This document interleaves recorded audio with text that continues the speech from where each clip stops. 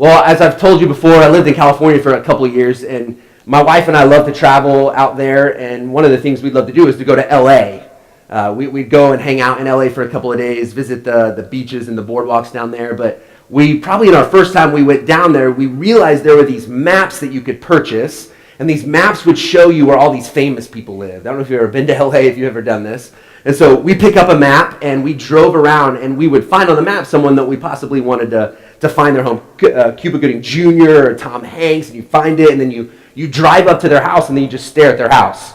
And as you're doing this, there's these double-decker buses that people pay money to get on a bus and travel around and pull up to a house. They're like, Tom Hanks lives here on the left, and you just stare at the house. There's no reason to do it, but what fascinated me is every time you went and you did it, you would look at the size of the house, and you'd want to see what kind of cars that they drove.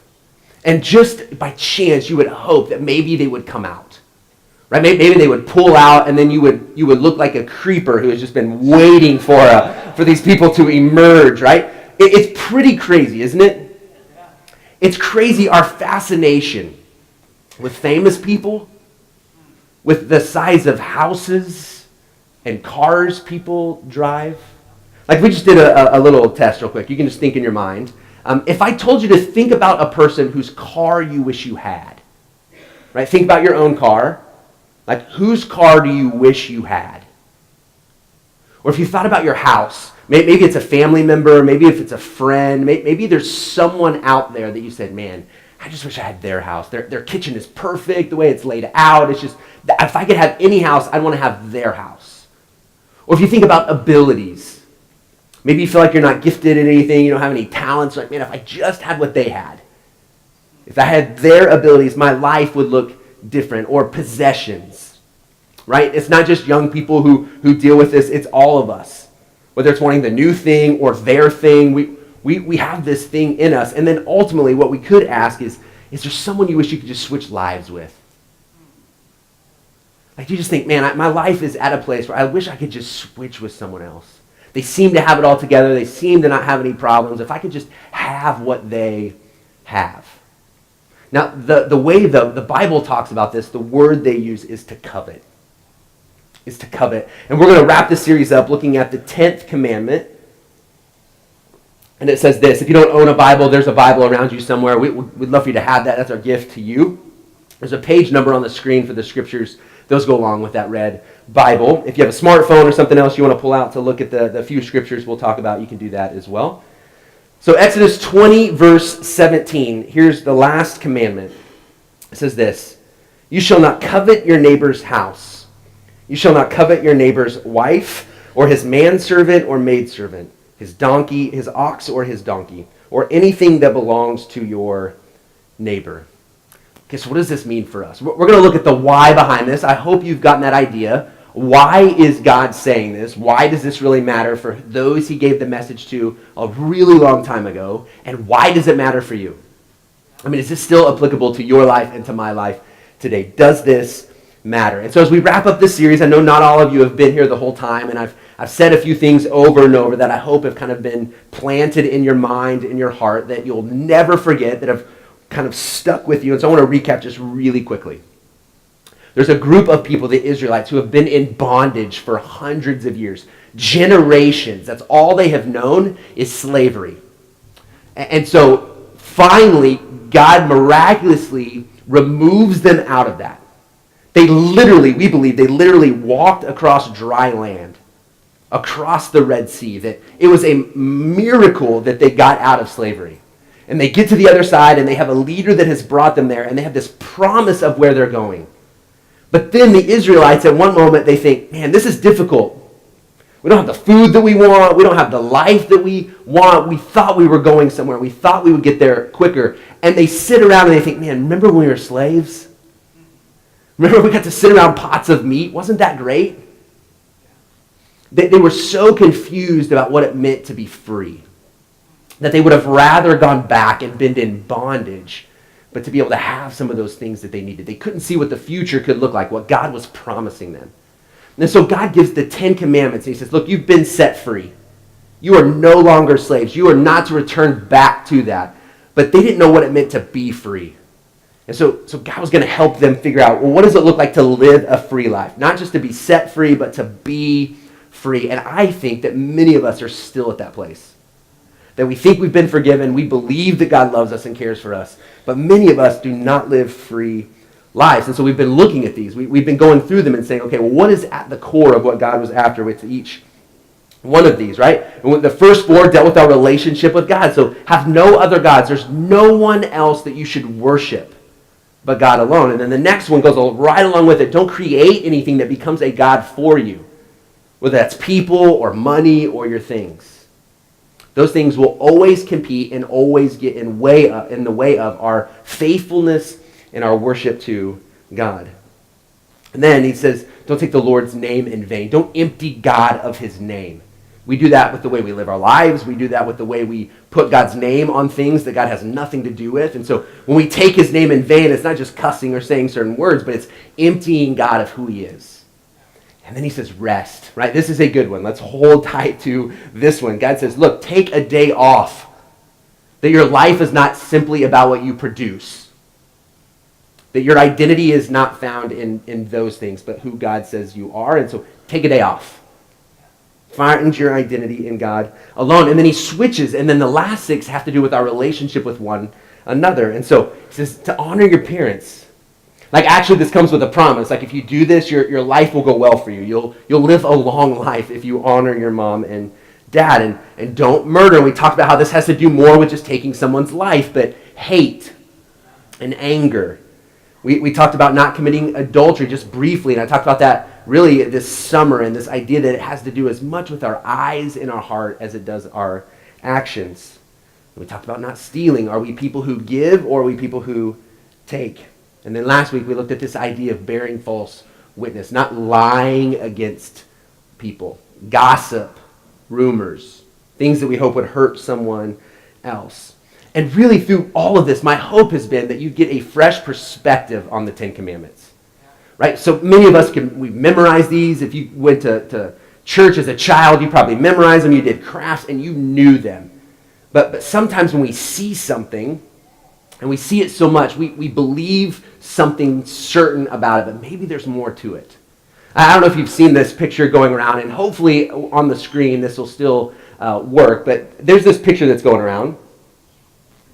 Have you seen this online? All right, so some people see this picture a certain way.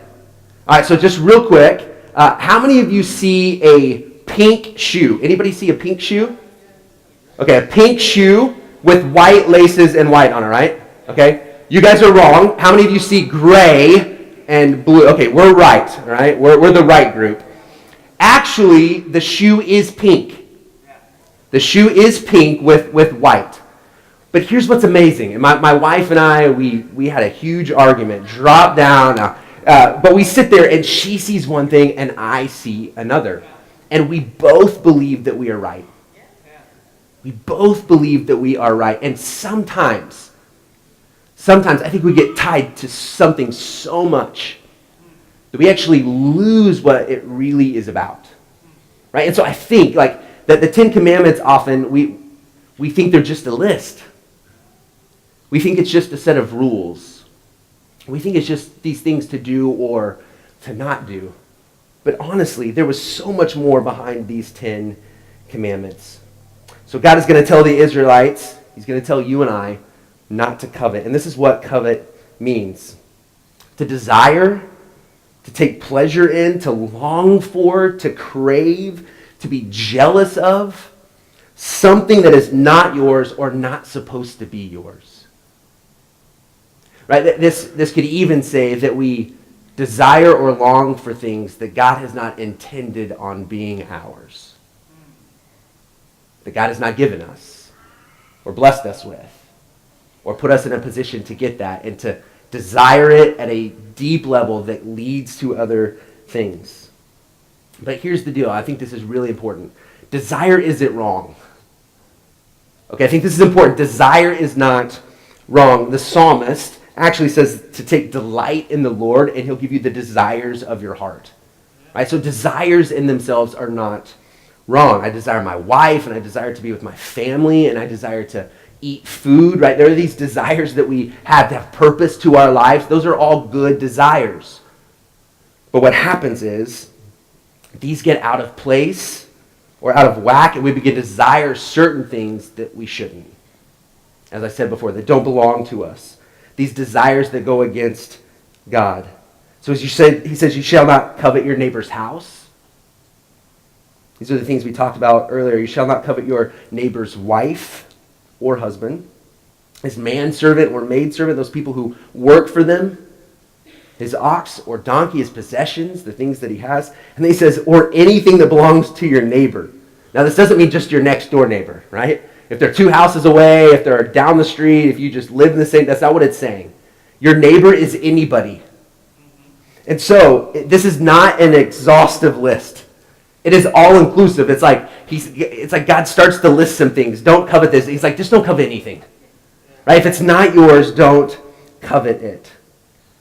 And I've said this before with the other commandments that deal with loving people. This one ties closely to the others. Right? The first one, you could say that you can't break the 9 commandments that come after the one without breaking the first. Let me say that again. If I break the 4th commandment, if I break the 7th commandment, I have broken the 1st commandment and created or worship another God. Always. And what's interesting about this one, when we covet, we often break the other commands. This one leads us to break those other commandments. So if you think about honoring your parents, when you look at your friends or you look at other people, you're like, man, if I just had their parents. But that's not honoring to our parents. Or if you think back to Cain and Abel, we think about murder and this idea that Cain was envious. He literally was coveting what his brother had and what he was receiving, and it led him to kill his brother. Or if you think about adultery and you think, man, if I just had that wife, if I just had her, or if I just had him, he listens and he's kind to me, if I just had them, right, which leads to adultery, but that's coveting neighbors. We can't have, so we take. We gossip and we spread rumors. Did you see the car that they bought? How do they even afford that car? When deep down, many of us just are longing for something like that, and we're envious or we're jealous, which leads us to covet and then to gossip and to spread rumors. And so it's actually pretty common if we covet to then break the commandments, but not always. And this commandment is different in a couple of ways.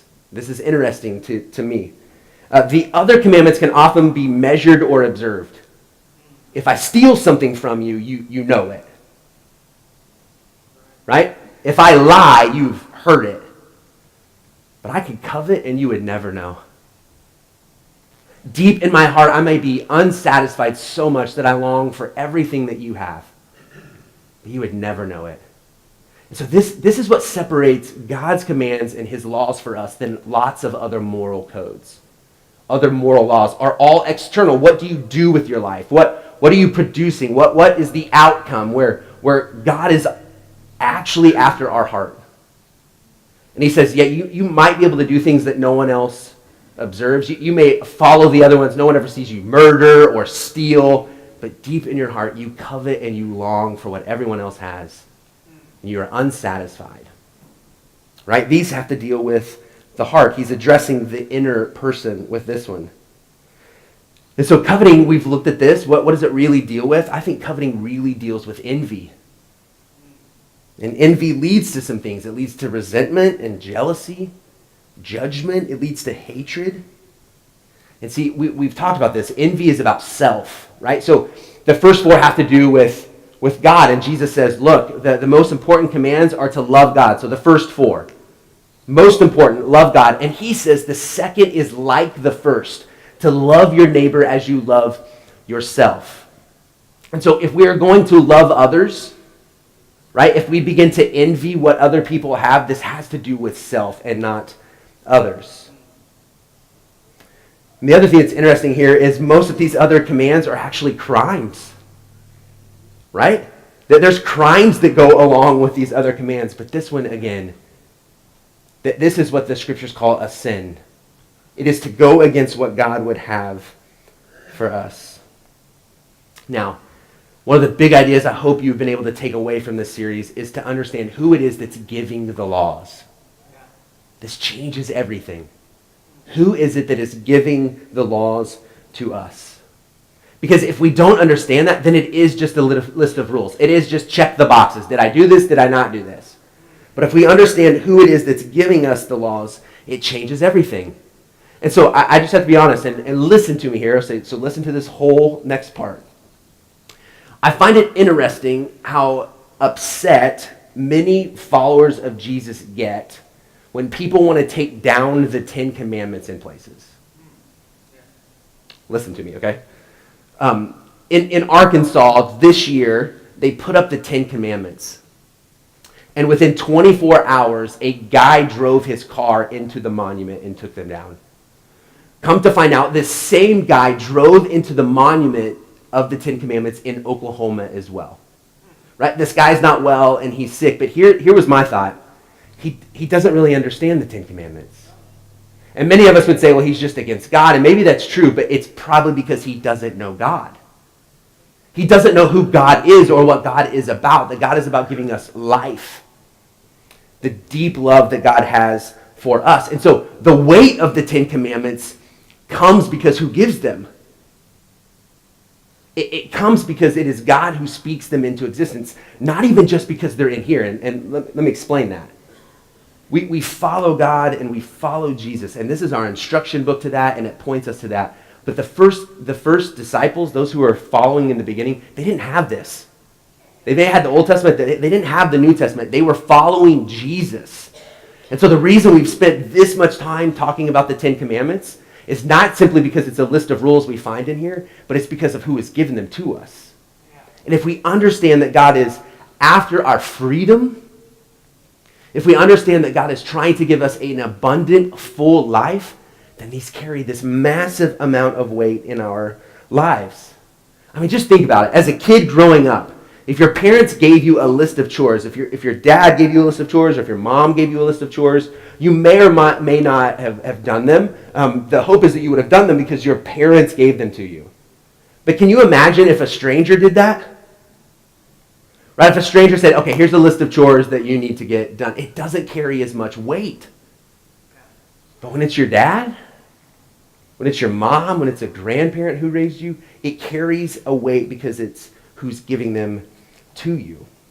And so we have to see that these matter because it's God who gives them. It is a good father. It is the good father who grabs us by the shoulders and looks us in the face and says, I want what's best for you. Follow these. Follow these, and they'll lead to life. And so these things matter. These commandments matter. The words we speak, listen to me. The words you speak matter. Some of you have been on the receiving end of those words, and you know the pain that it causes. You have been on the end of gossip. You've been on the end of rumors, and it is painful.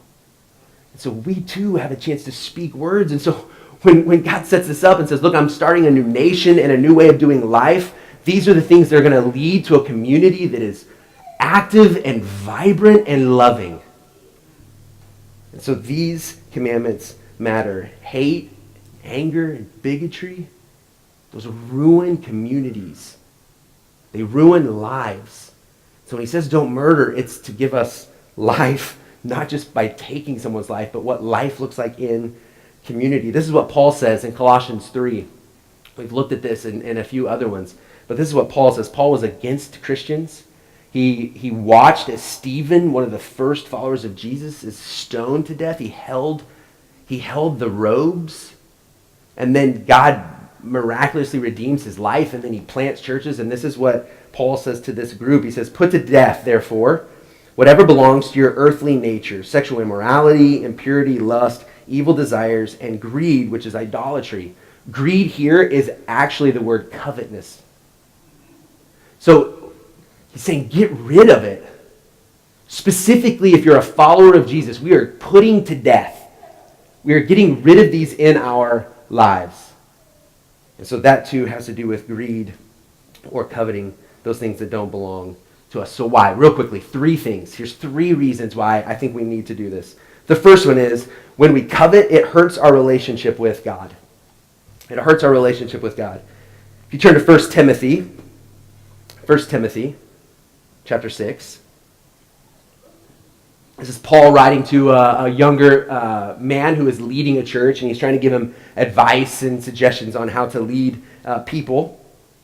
But he says this, 1 Timothy 6:6, and he's been talking about money. He says this, "But godliness with contentment is great gain. For we brought nothing into the world, and we can take nothing out of it. But if we have food and clothing, we will be content with that."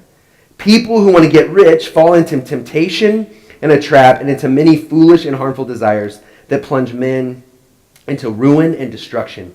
For the love of money is a root of all kinds of evil. Some people, eager for money, have wandered from the faith and pierced themselves with many griefs. Those who are always wanting more, they're always wanting the next thing, they think this will satisfy right there at the very end. It actually leads us away from God. We begin to wander, and this word wander is this idea that it wasn't on purpose. I don't know how many of you have gone away from your faith. At one point you followed Jesus, and then all of a sudden you're like, man, how did I get so far away from God? I didn't plan it.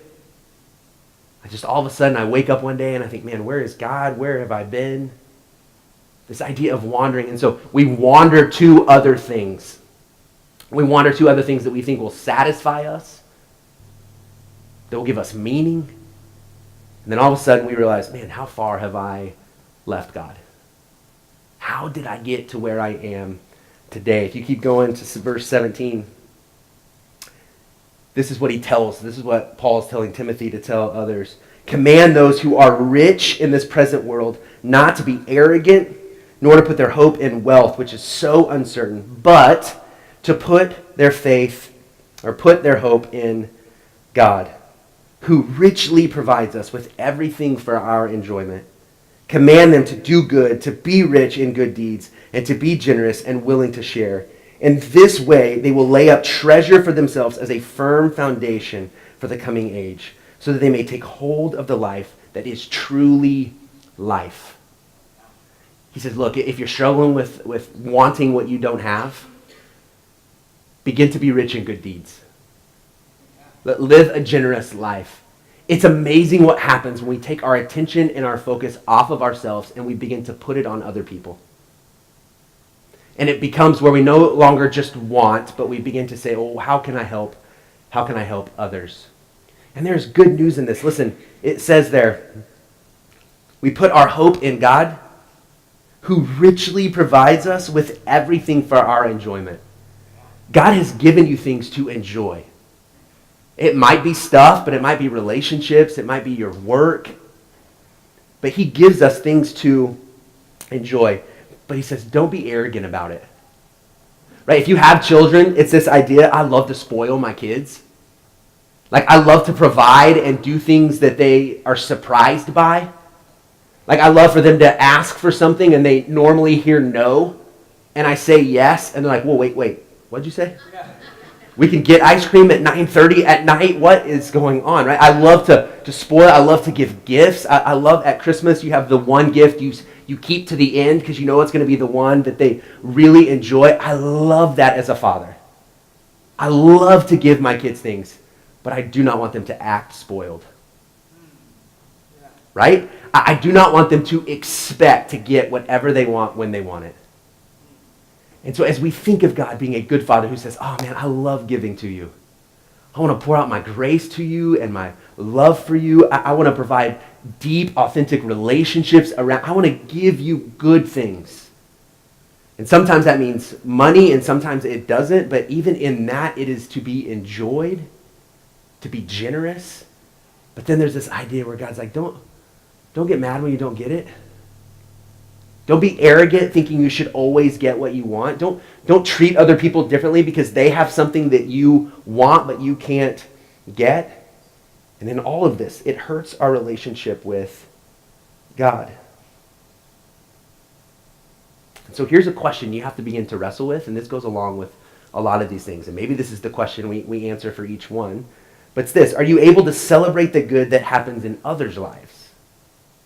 right? We want to celebrate the good that happens in our own, but the promotion that your friend gets, when they do get something that you wish you had, they get married, and you're like, man, I'm going to be single forever. If someone has children and you're not able to, that is so hard. Right? That is feels like near impossible to handle and to deal with. But is there something in us where we put our hope and our faith in God, where we're able to celebrate anything good that happens in someone else's life? The second thing I think it does is it hurts us. So it hurts our relationship with God, but when we break this command, it actually hurts us. Jesus in Luke 12:15 says this. Then he said to them, "Watch out, be on your guard against all kinds of greed. A man's life does not consist in the abundance of his possessions." This is Jesus. And just after this, he's going to talk about a man who has a good crop and he builds barns, and he doesn't have barns big enough, so he builds bigger barns for all of his stuff. And Jesus is saying, look, that does not define who you are. What happens even if you get everything that you want? What happens when you're envious and you covet what your neighbor has and then you get it? Does that define you? Does that make you who you are? Is that actually going to give you fulfillment? He says, look, your life is much more than just what you have. And everything around us. This is not difficult. Just watch commercials.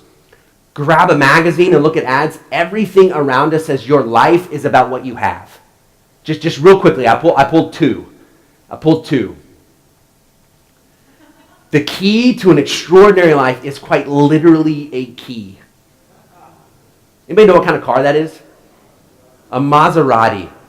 Anybody know what those start at? The one I found was $70,000. I am never going to have an extraordinary life, right? I'm not. If I listen to this and I believe this, then what happens is I think, well, I need to work more. When I should maybe give to my family, I'm going to put in more hours. Maybe I'm not going to get a Maserati, but maybe I'll get a nice car. And then I'm going to have an extraordinary life because people are going to see me in that car.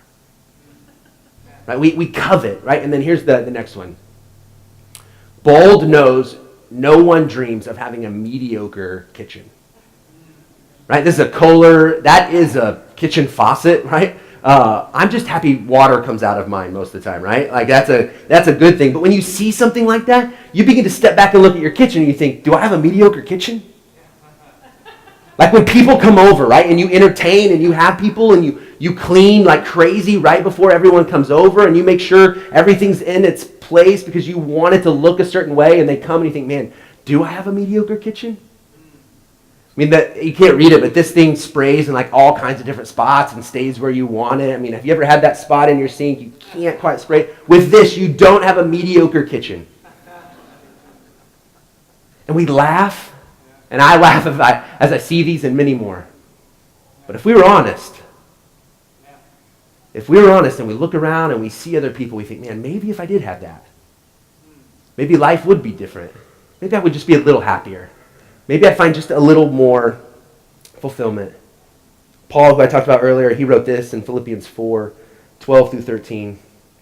He says this, I know what it is to be in need, and I know what it is to have plenty. I know what it is to rely on others, and I know what it means when I have enough to give away. And then he says this, I've learned, this is really important, I've learned the secret of being content in any and every situation, whether well-fed or hungry, whether living in plenty or in want. That wasn't easy. That wasn't natural. Paul says, I've had to learn what that looks like. And then says scripture that many of us have heard in maybe a coffee mug or you've recited before. He says this, I can do everything through him who gives me strength. He is quite literally talking about being content. He's not saying that we literally can do whatever we want because God's going to give us strength. He is saying it is so hard to be content. It is so hard not to covet what our neighbor has, that he's learned to do it. And the way he's learned to do it is that God will allow him to be able to do it. And so there's a gift and a blessing when we learn to be content, to be able to say, I have enough. That I have enough. And what I have is enough. Right? The car that I have, the home that I have, it is good enough. The last thing is that it hurts our relationship with others. James is the half-brother of Jesus. He says this in James 4:1-2. What causes fights and quarrels among you? Don't they come from your desires that battle within you? You want something but don't get it. You kill and covet, but you cannot have what you want. You quarrel and fight. You do not have because you do not ask God. So we have this battle that rages inside of us of what we want, and it acts itself out. And it usually works itself out with people that we know. The people we know. We compare, which I've told you this, comparison is the thief of joy. Comparison is the thief of joy. And I think, to add to that, it is the enemy of contentment. It is the thief of joy and the enemy of being content. And so we talk about people, or we think certain things about people, or we wish we had their life, and it begins to damage relationships. So what do? Well, what's the solution? The solution is we know the one who gives us actually what will fulfill us. We know the one who actually gives us life and gives it to the fullest. There's a time where Jesus is talking to his disciples, and he says this, Matthew 13:44. The kingdom of heaven, the ways of God. The kingdom of heaven is like a treasure hidden in a field. When a man found it, he hid it again, and then in his joy went and sold all he had and bought that field. This is what's happening. This man says, this is greater than anything else. There is nothing else that I would rather have in this moment but the kingdom of heaven. God is more than enough for me. So he goes and he sells everything. He just says simply, I don't need anything else but God alone. But God alone. So we begin to know God, like really know God. We know his grace and his love and his purpose for us. When we do that, we begin to know peace. We know what peace looks like in our heart. We know what life with purpose looks like. We know what it means to be content. We have to battle against this one. I talked just a few weeks ago, or last week, about our words and how most of us struggle with that. I know we all struggle with this one. The idea of being content and finding our contentment in God alone. So as I end, just to wrap up, Greg's going to come up and close us. Just the big ideas for this whole series. That God is a good father. And maybe that's one thing you need to take away from today or this whole series. Is that God is not out to get you, but God is after your heart and trying to help you have a fulfilled life. That God wants us to be free, to live a life to the fullest, to not be in bondage. When we break these commandments, we are in bondage to them. And that grace is the only thing that will help us. Is the only thing that will help us when we've broken these commandments, that we go back to God and we ask for forgiveness. And maybe you've never done that. Maybe you haven't ever recognized God as a good father who loves you and wants to forgive you. And maybe today you would say, look, I want that for my life. I want to be forgiven. I want to follow Jesus for the rest of my life. Maybe that is what you take out of that. But for many of us who follow Jesus, I hope you have seen this in a new light. That it's more than just a list, it's more than just rules, but it's instructions on how to be free. Would you pray with me? Would you stand? And then we'll end with our song here at the end. Many of us hold our hands open. We hold our hands open as a sign that we want this, as a symbol to say, man, these things that we've been talking about, I want in my life. So would you pray with me? Father, we need your help in these. We cannot do them on our own. As Paul has said, Lord, we're learning how to do this. So God, would you give us grace when we fail? Would you send your Spirit to give us power to no longer be in bondage to these things? Lord, I want to be free. I want our people to be free. I want everyone in our community to understand what it means to be free. We pray this in Jesus' name. Amen.